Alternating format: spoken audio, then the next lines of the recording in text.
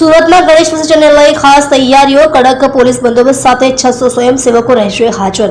શહેરમાં આજરોજ ગણેશ વિસર્જનની પ્રક્રિયાની તમામ તૈયારીઓ તંત્ર તરફથી પૂર્ણ કરી દેવામાં આવી છે।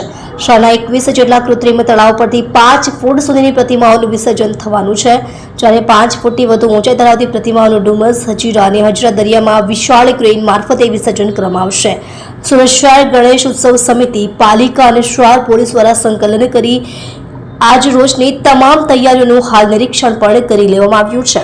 ગણેશ વિસર્જનની પ્રક્રિયા ઝડપભેર રીતે પાર પડે તે માટેની અપીલ સુરત શહેર ગણેશ ઉત્સવ સમિતિ દ્વારા શહેરના ગણેશ મંડળોને કરવામાં આવી છે।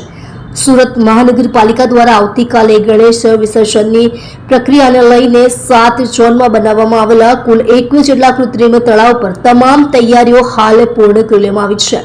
વિસર્જન માટે આવતા ભક્તો શ્રીજીની પૂજા અર્ચના કરી શકે તે માટે ટેબલોની પણ વ્યવસ્થા કરવામાં આવી છે, જ્યારે પૂજા માટે અલગથી ગાર્બેજ પેટી મૂકવામાં આવી છે। એટલું જ નહીં પરંતુ વેસ્ટમાંથી બેસ્ટ બનાવવા માટે પૂજાપાના સામાનની પણ છટણી એનજીઓની મહિલાઓ દ્વારા કરવામાં આવશે, જે સામાનમાંથી વેસ્ટમાંથી બેસ્ટ નવરાત્રી માટેની સુશોભિત વસ્તુઓ બનાવવામાં આવશે। આ ઉપરાંત ઓવારા ઉપર CCTV camera, halogen light, road, રસ્તા સહિત તમામ પ્રકારની વ્યવસ્થાઓ ઊભી કરવામાં આવી છે। વિસર્જન પ્રક્રિયા દરમિયાન કોઈ અનિચ્છનીય ઘટના ન બને તે માટે તમામ ઓવારા પર સુરત મહાનગરપાલિકાના ફાયરના જવાનો અને રેસ્ક્યુ બોટ સ્ટેન્ડ બાય મૂકવામાં આવી છે, જે ફાયરના જવાનો દ્વારા ગણેશ વિસર્જનની પ્રક્રિયા ઉપર સતત નજર રાખવામાં આવશે।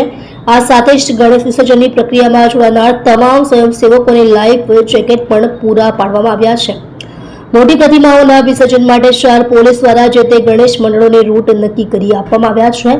આ વખતે પણ જીપીએસ સિસ્ટમ મુજબ જ રૂટ પ્રમાણે ગણેશ મંડળોએ મોટી પ્રતિમાઓનું વિસર્જન જે તે નક્કી કરેલા ઓવારા ઉપર કરવાનું રહેશે। ગણેશ વિસર્જન દરમિયાન ધાર્મિક આસ્થા જળવાઈ રહે અને સંતોની સૂચનાનું પણ સુચારુ રૂપે પાલન થાય તેની જવાબદારી પણ ગણેશ આયોજકોની રહેલી છે।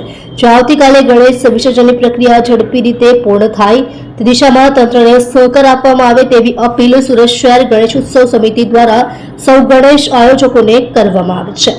સત્ય માટે હંમેશા સત્યની સાથે જોડાઈ રહો। આર સુરત ન્યૂઝ ચેનલની સાથે।